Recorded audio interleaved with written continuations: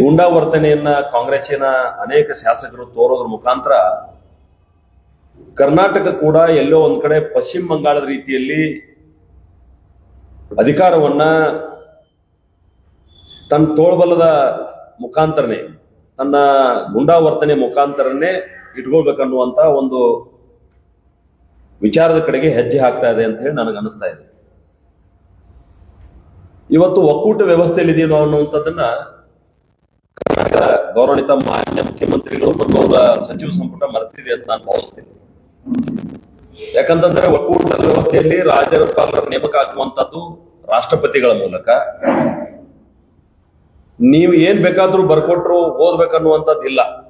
ಯಾಕಂದ್ರೆ ಪ್ರಜಾಪ್ರಭುತ್ವ ವ್ಯವಸ್ಥೆ ಮತ್ತು ಈ ಸದನಕ್ಕೆ ಗೌರವ ಕೊಡುವಂತ ರೀತಿಯಲ್ಲಿ ಮೊದಲನೇ ಪ್ಯಾರಾ ಮತ್ತು ಕೊನೆಯ ಪ್ಯಾರಾವನ್ನು ಅವ್ರು ಓದಿದ್ದಾರೆ.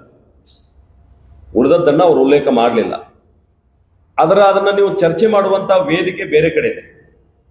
ನೀವು ಅವ್ರನ್ನ ಅಡ್ಡಗಟ್ಟಿ ಈ ರೀತಿ ಗೂಂಡಾವರ್ತನೆ ತೋರಿ ನಿನ್ನೆ ಒಂದು ಕರಾಳ ದಿನ ಅಂತ ಹೇಳಿ ನಾನು ಹೇಳಲಿಕ್ಕೆ ಬಯಸ್ತೇನೆ. ಈ ರೀತಿ ಘಟನಾವಳಿಗಳು ನಡೆದು